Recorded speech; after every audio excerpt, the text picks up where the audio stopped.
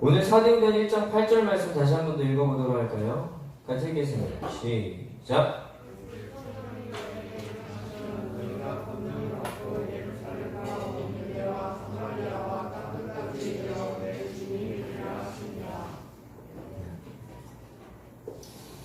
여러분, 우리가 어떤 삶을 살아가야 될까요? 오늘 제목 그리고 오늘 본문 말씀에 나와 있듯이 우리들이 살아야 할 삶을 예수님께서는 명확하게 말씀해 주셨어요. 어떤 삶이죠? 제목 한번 읽어볼까요? 시작. 네, 증인이에요. 증인. 그럼 뭔 증인으로 살아가야 될까요? 예수 그리스도에 대한 증인으로 살아가야 돼요. 예수 그리스도에 대한 증인으로. 네, 그래서 여러분 유명한 저희 그 CCM 한국 그 워십팀 이름 있죠? 흔적을 가진 사람들이라는 그런 이름으로 있잖아요. 어떤 이름이요? 마커스. 주님이 마킹한 거예요. 어디 가운데? 우리 가운데 마킹을 하셨어요. 여러분, 예수님께서 십자가에 달려 돌아가셨습니다. 그리고 부활하셨어요. 며칠 만에 부활하셨죠? 예, 이 정도는 기본적으로 좀 예수님에 대해서 좀 알아뒀으면 좋겠어요. 며칠? 예, 석산입니다. 석산. 3일. 우리나라 분들도 그러고 외국 전 세계적으로 세판 이런 걸 참 좋아하는 것 같아요. 근데 예수님 그런 걸 좋아했다는 얘기가 아니라 여러분들 잘 이해하기 위해서, 기억하기 위해서 그렇게 말을 남깁니다. 3일 만에 부활하셨어요. 그리고 어떻게 하셨어요? 제자들이랑 사람들한테 부활된 그 형체의 몸으로 나타나셨어요. 영이 아니었어요. 부활된 형체의 몸으로 나타나셔서 어떻게 하셨냐면 제자들한테 하나님 나라의 말씀을 40일 동안 전파하셨어요. 그 말씀이 이 성경에 기록되지 않은 게 참 안타까워요. 네. 누가복음 말씀에 보면은 예수님께서 부활하시고 예수님이 부활하신지 모르고 두 사람이 걸어가고 있었어요. 예수님이 죽은 십자가의 얘기를 막 하고 있는데 예수님이 그 사람들을 만나서 예수님 이 성경 구약에 대해서 예수님이 내가 어떤 사람인지 막 설명해 줬을 때 그들의 표현에 따르면 그들의 이 심령 마음이 뜨거워졌다라고 되어 있거든요. 여러분, 예수님으로 인해서 여러분들의 마음과 심령이 뜨거워졌으면 좋겠어요. 근데 예수님께서 부활하시고 승천하시기 전에 했던 기록이 저희한테는 없어요. 이게 좀 아쉬운데 어찌됐건 하지만 부활하시고 어떻게 하셨어요? 승천하셨어요. 같이 계시면 참 좋은데 예수님께서는 말씀하시는 거예요. 내가 하늘나라로 다시 가는 것이 너희한테 유익하다고. 그러면서 말씀을 하셨어요. 왜 그러냐? 내가 가야 보혜사 성령이 너희에게 올 거다. 뭐라고요? 뭐가 온다고요? 예, 성령님께서 오신다고요. 성령님께서 오신다고. 그래서 제자들이 모여서 기도를 했어요. 예수님께서 승천하시기 전에 또 명령을 하셨거든요. 너희들은 가서 제자 삼고 온 열방 가운데 복음을 전해라 하셨는데 예수님이 근데 너희들은 이곳에 머물러라 라고 먼저 말씀을 하셨어요. 그게 바로 오늘 사도행전 1장 8절 말씀이에요. 같이 다시 한번 읽어봅시다. 시작. 오직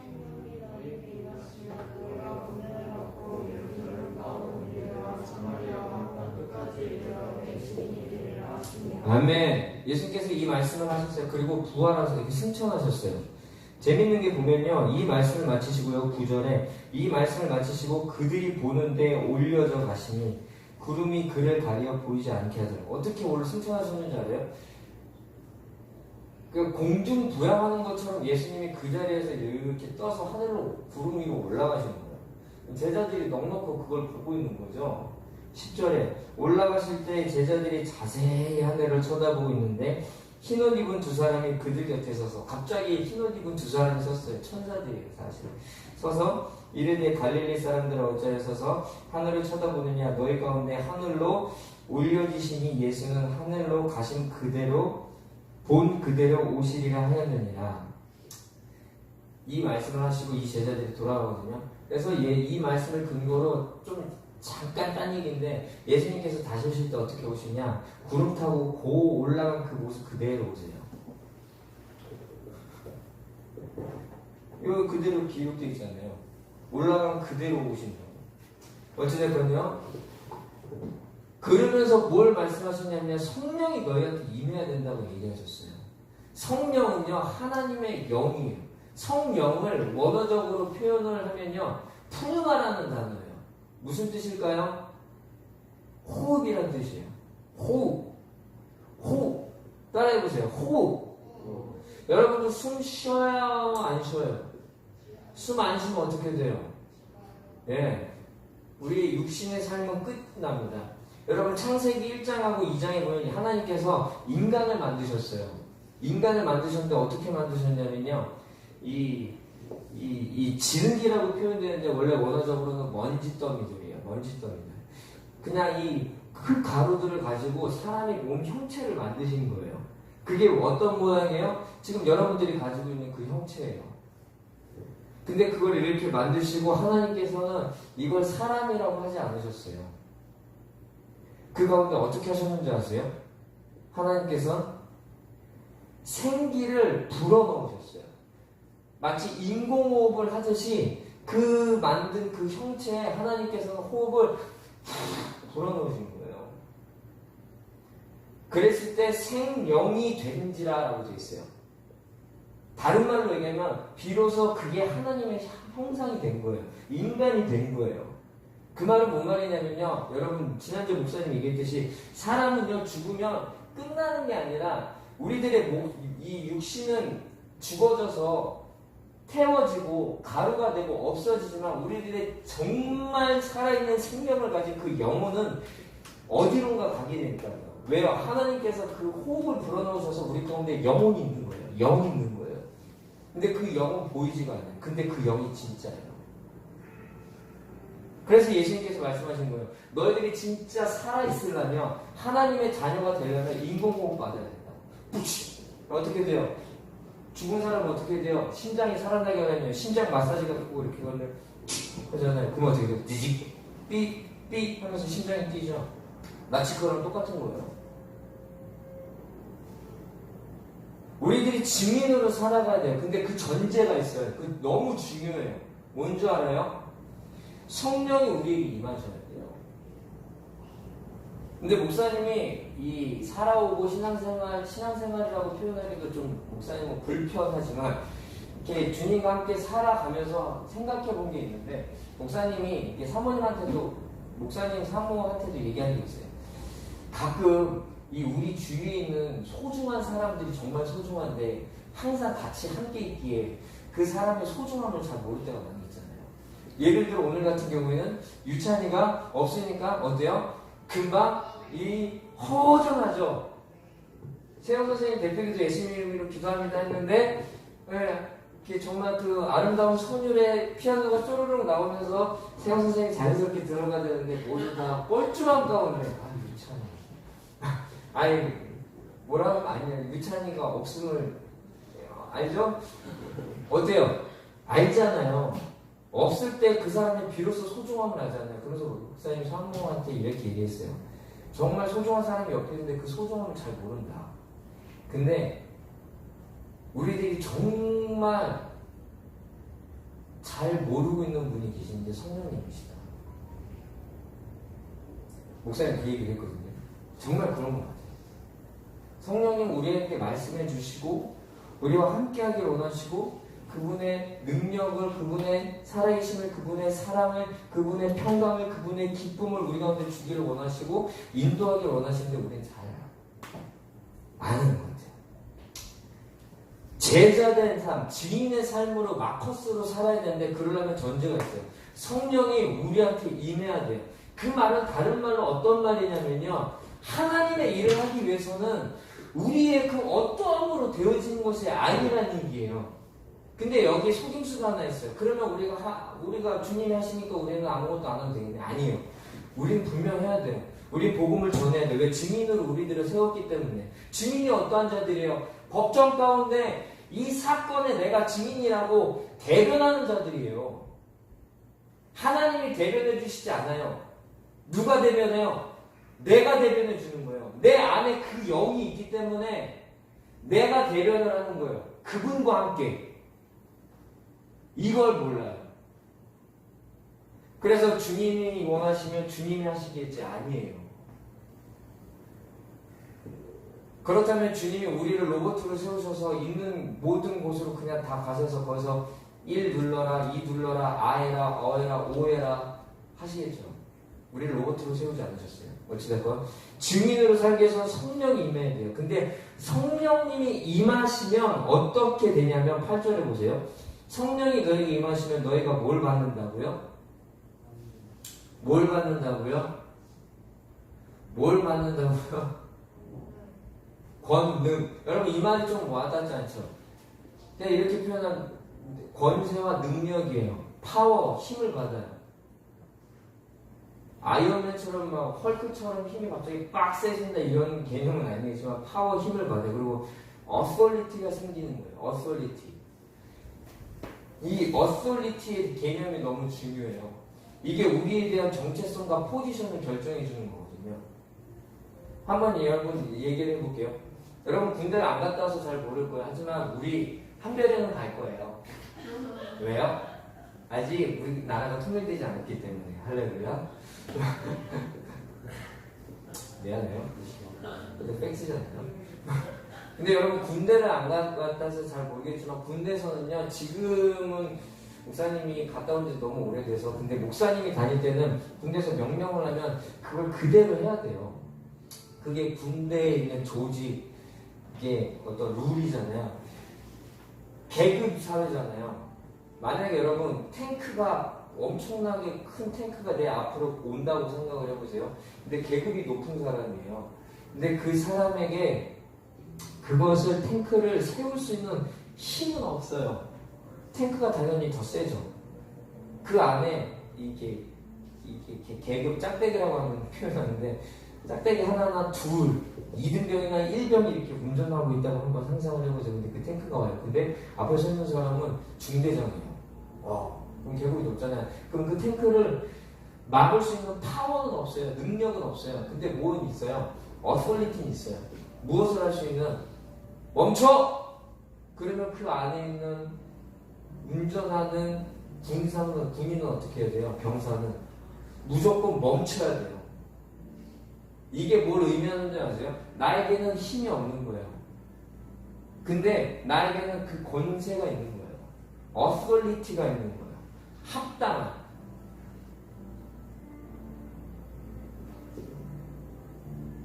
그걸 하기 위해서는 무엇이 필요하냐면 성령님이 우리 가운데 임하셔야 돼요. 여기서 또 하나, 여러분 성령님 그러면 여러분 되게 모호하고 어떤 힘, 기, 이런 무협, SF 이렇게 느껴지잖아요. 근데 아니에요. 사도행전을 잘 보세요. 마술사 시몬이라는 사람이 있었어요. 근데 그 사람은 예수님을 믿는 사람도 아니었어요. 성령님을 경험하고 거듭난 사람도 아니었어요. 근데 뭘 봤어요? 성령님이 임하는 걸 본 거예요. 보고서 그 사람이 어떻게 했냐면 이 능력을 내가 갖고 싶어서 마술사니까 갖고 싶어서 돈으로 그것을 살려고 했다 저주받은 사람이거든요. 그 얘기 뭔지 아세요? 성령님이 임하시면 무언가 나타난다.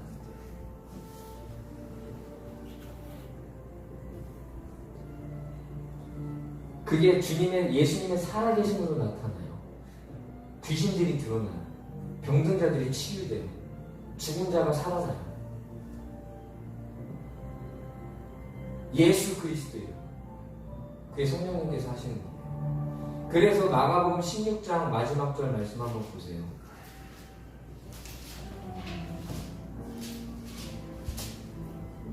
마가복음 16장 15절에서 18절 말씀.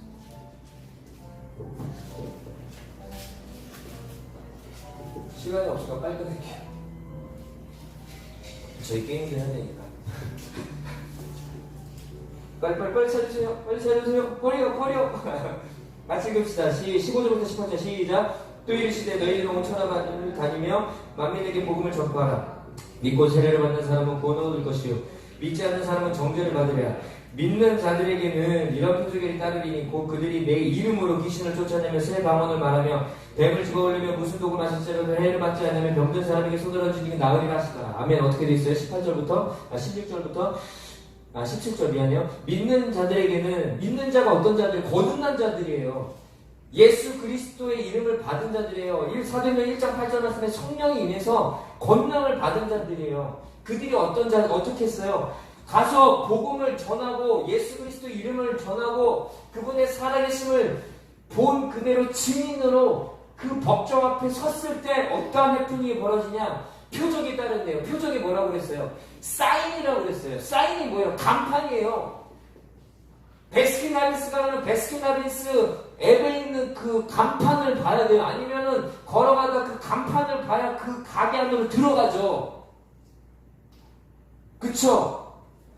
그 사인인 거예요. 그 간판인 거예요. 뭐가 나타난다고? 그 간판이 내 이름으로. 내 이름이 어떤 이름이에요? 예수 그리스도의 이름이에요. 여러분 그래서 기도할 때 예수 그리스도의 이름으로 기도하시고 예수 그리스도의 이름으로 선포하셔야 돼요.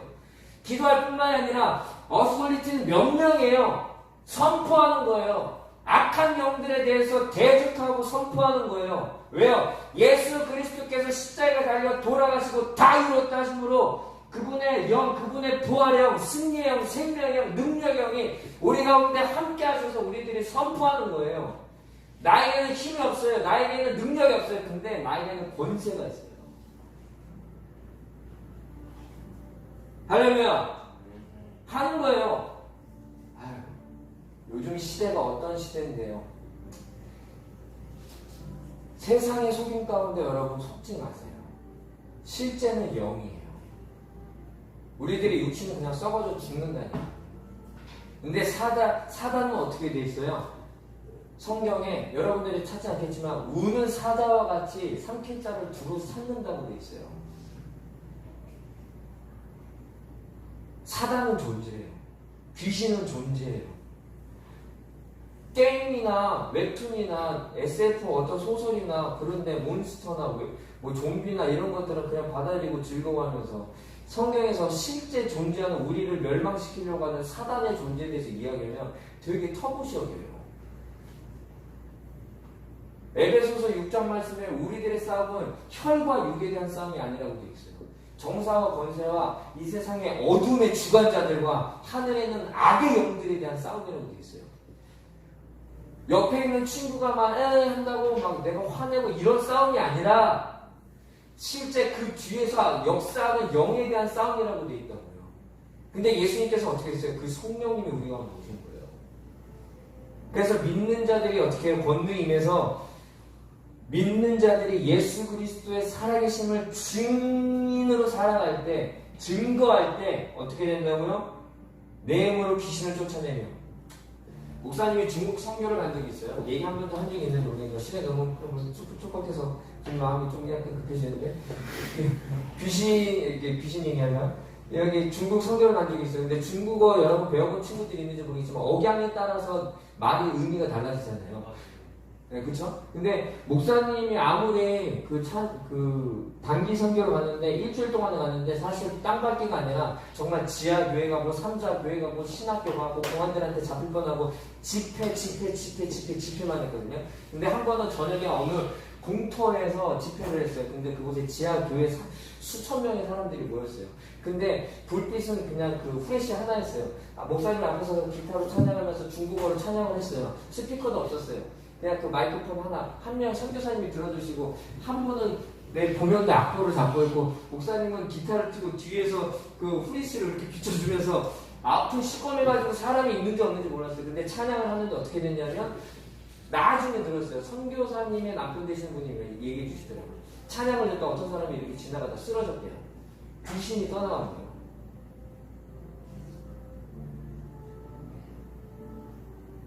내 이름으로 귀신을 쫓아내며 또 어떻게 돼 있어요? 새 방언을 말하며 하나님 나라의 언어들을 말한다는 거예요. 실제 방언이라는 은사가 있어요. 근데 여러분 기도할 때 방언으로 기도하세요. 받으셔서. 그리고 어떻게 했어요? 뱀을 집어올리면 무슨 독을 마실지라도 해를 받지 않으며. 사도 바울이 여러분들 일부러 뱀을 잡을 이유는 없지만 무지하게 그러지 마세요. 근데 사도 바울이 어떻게 됐어요? 실제 복음을 전하며 나아갈 때 사도행전 여러분들이 보세요. 뱀이 그 사도 바울을 물었는데 해를 받지 않았어요. 그 일이 거기 있는 부족의 사람들에게 놀랍고 경이롭게 여겨서 예수 그리스도를 증언하는 놀라운 일들이 일어났고 그것에 부흥이 일어났어요. 또 병든 사람에게 손을 얹은 즉 나으리라. 여러분 병든 사람, 아픈 사람을 위해서 예수 그리스도 이름으로 기도하세요.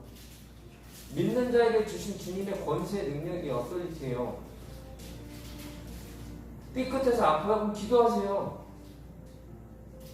누가 아프세요? 기도하세요. 누구 마음이 아프다면 기도해 주세요. 위로해 주세요.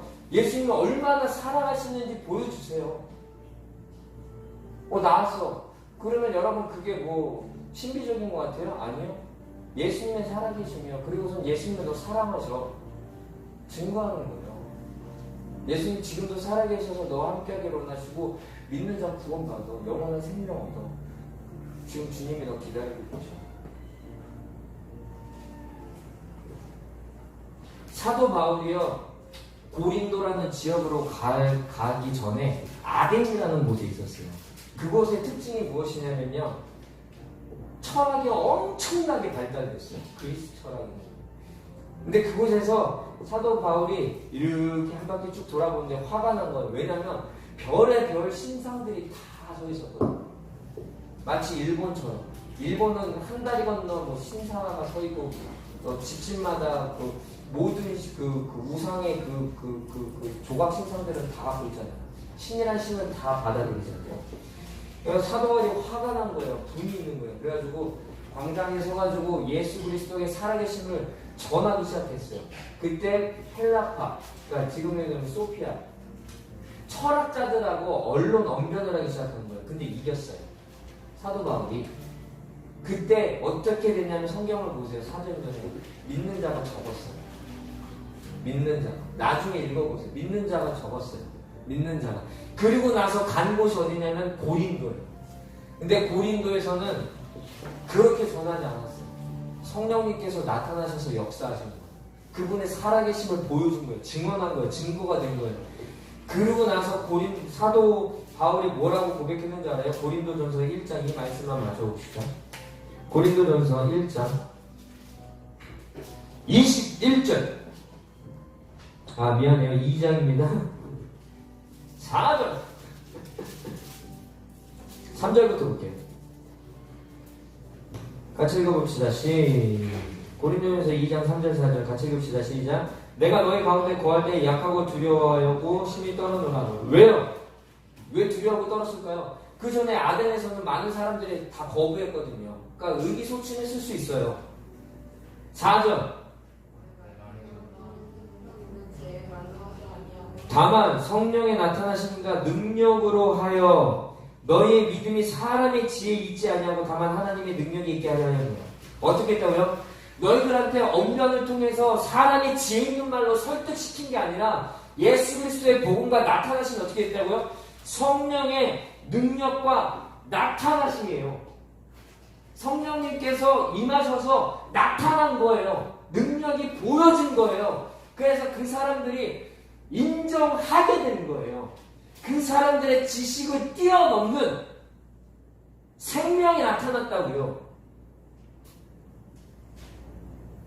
주님의 삶이 이거예요. 주님이 우리 가운데 성령님을 부활 승천하시고 예수님이 우리 가운데 성령님을 주시면 단지 우리를 위로하고 우리를 격려하고 절망과 아픔 가운데 내 눈물 씻어주시니 내 보는 거 다시 여러분 그런 연민 가운데 빠지는 게 아니라 증인의 삶으로 살아가는 거예요. 우는 사자같이 우리를 삼키려고 하는 그 어둠 가운데 우리를 주님의 증인으로 빛의 사자로 부르신 거라고요. 근데 한국은 너무 연민에 빠져 있어요. 찬양도 너무 연민이에요. 우리 그렇게 안 부르셨어요. 가라고 하셨어요. 내 세상, 내 삶 너무 힘드네. 내 눈물 아니라니까요. 내 눈물 닦아주시네. 물로 닦아주세요. 근데 여러분 믿는 자들 사도행전의 기록 아니면 그 신약의 기록에 있는 성도들의 삶을 보세요. 그들은 그들의 삶 가운데 낑낑대며 살아가는 게 아니라 가서 제자를 삼는 삶을 살았기 때문에 그들의 눈물을 닦아주시고 역사가 일어났다니까요. 증인의 삶을 산 거예요. 근데 지금 성도들은 증인의 삶을 안 살려고 그래. 내 삶 가운데 안정적인 삶을 살려고 그래. 주님 우리에게 안정적인 삶을 살라고 하지 않으셨어요. 믿음의 삶을 살라고 하셨죠. 믿음으로 살아갈 때 그 삶이 불안정해 보여도 주님께서는 그 가운데 평강을 주시는 거예요. 역사하시는 거라고. 전쟁터 가운데 군인이 내 눈물 연민 가운데 빠졌으면 그 군인은 패배하고 진 거야. 주님 우리 그렇게 안 부르셨어요. 우리들의 찬양을 바꿔야 돼. 사실 대한민국 찬양 너무 혼적이야. 너무 연민에 빠져 있어요. 이젠 그러지 말고 진짜 일어나야 돼요. 진짜 주인의 삶을 살아야 돼요. 갑자기 목사님이 꽂혀가지고 미안해요. 베드로전서 말씀 보면요, 마지막이에요. 이게 베드로전서 여러분 잘 아는 말씀인데 2장 9절 말씀. 우리 이거 하고 아무튼 2장 9절 한번 읽어보세요. 말씀은 중요하니까 같이 읽어봅시다. 다 아는 말씀인데 한 번쯤 들어봤을 때요. 읽어봅시다. 시작. 너희는 택하신 족속이요 왕같은 제사장들이요 거룩한 나라요 그의 소유된 백성이니 이는 너희를 어두운 데서 불러내어 그의 기이한 빛에 들어가게 하시니에 아름다운 덕을 선포하게 하려 하심이라. 아멘. 우리의 정체성에 대해서 이야기하고 있는데 우리들은 왕이래요. 제사장이래요. 여러분 왕이 질질 짜지 않아요. 당당하지 품위있게 살아가세요. 거룩한 날 그의 소유된 백성이에요. 근데 여기 보세요. 아름다운 덕을 선포하게 하려 하심이라 라고 되어 있어요. 아름다운 덕을 선포하라고 되어 있어요. 이게 원어적으로 보면은 여러분은 선포하다 와닿지 않는데 요즘 말로 표현하면 이거예요. 광고하다라는 뜻이에요. 우리들이 증인을 어떻게 살아가는 거냐면 광고하는 거예요. 뭘 광고해요? 예수 그리스도를 광고하는 거예요.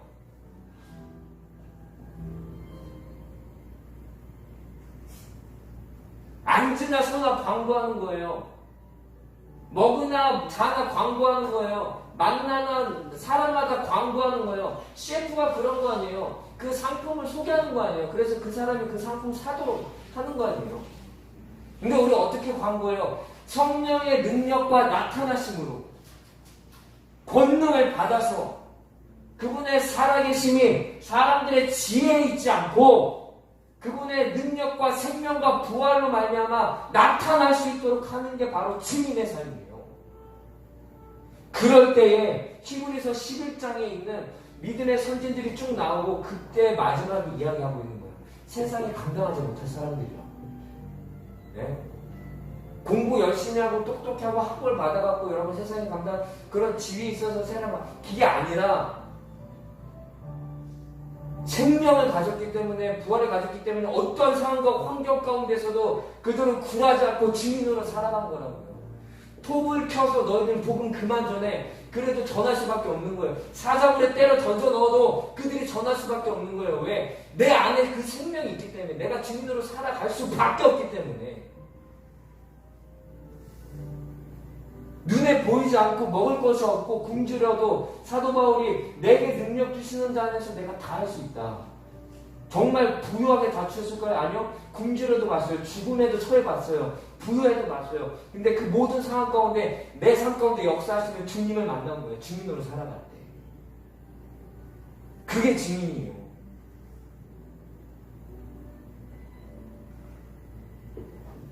그래서 여러분 성령님과 함께 동행하시고 그분의 능력과 역사 가운데 예수 그리스도를 나타내셔야 돼요. 목사님이니까 그렇게 얘기하지 아니요.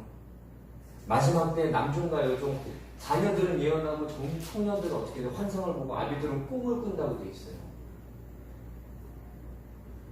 믿는 자들에게는 목사에게는 아니라 목사님도 목사 이전에 믿는 자고 하나님의 자녀예요. 여러분들도 하나님의 자녀예요. 하셔야 돼요. 증인으로 살아가셔야 돼요. 그러려면 여러분 성령님과 함께 동행하셔야 돼요. 그분에게 권세가 있습니다. 나에게 없어. 그렇게 살아가시길 예수 그리스도 이름으로 축복합니다.